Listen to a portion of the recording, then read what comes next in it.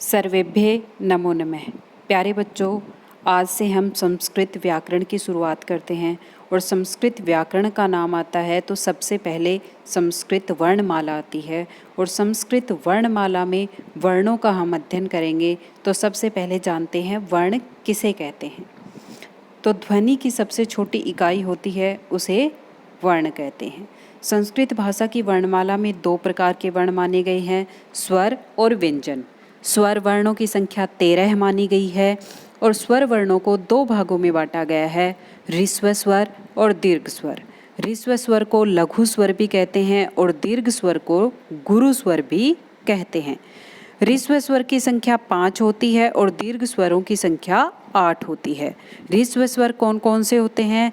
ए, ई, उ, री और री। ऐसे ही दीर्घ स्वर हैं, उनकी संख्या 8 है। कौन कौन से हैं? आ, ई, उ, री, ए, ऐ, ओ, औ। इसमें री बड़ी मानी गई है दीर्घ स्वर में और ऋस्व में री छोटी है।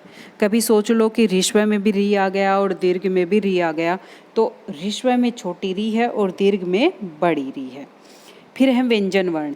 व्यंजन वर्णों की संख्या 33 मानी गई है।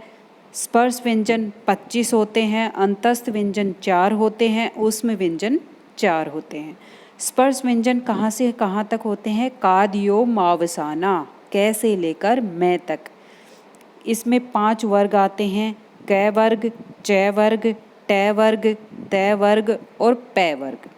कै वर्ग में कै, ख, ग, घ, ड़। च वर्ग में च, छ, ज, छ, य। ट वर्ग में ट, ठ, ड, ढ, ण।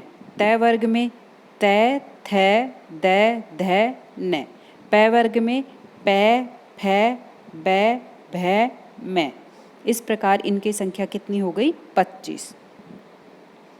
फिर अंतस्थ व्यंजन 4 होते हैं, य, र, ल, व। अंतस्थ व्यंजनों को यण प्रत्याहार भी कहते हैं। फिर है ऊष्म व्यंजन। ऊष्म व्यंजन में 4 वर्ण आते हैं, स, है। इनको सल प्रत्याहार भी कहते हैं। कुल वर्ण कितने हो गए? 13 स्वर और 33 व्यंजन, 46 हो गए। फिर संयुक्त व्यंजन। संयुक्त व्यंजन 4 होते हैं, क्ष, त्र, ज्ञ और स्र। अब क्ष किस किस से मिलके बना है? क और स से। त्र, त और र से। ज्ञ, ज और य से। स्र, स और र से। सभी व्यंजन वर्णों के नीचे हल का चिन्ह होता है। ऐसा हल व्यंजन जिसके अंत में होता है उसे हलंत शब्द कहते हैं।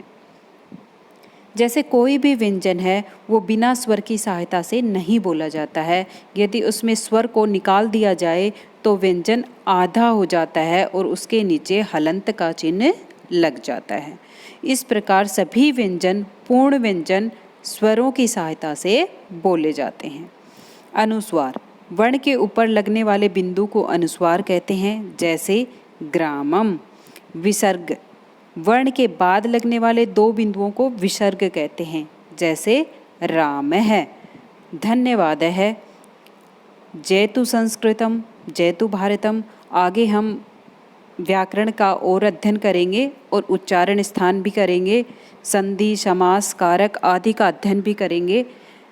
यदि आपको मेरे वीडियो अच्छे लग रहे हैं और आपको लग रहा है कि ये हमारे काम आ रहे हैं तो इन्हें प्लीज़ मेरे चैनल को सब्सक्राइब एंड लाइक ज़रूर करें।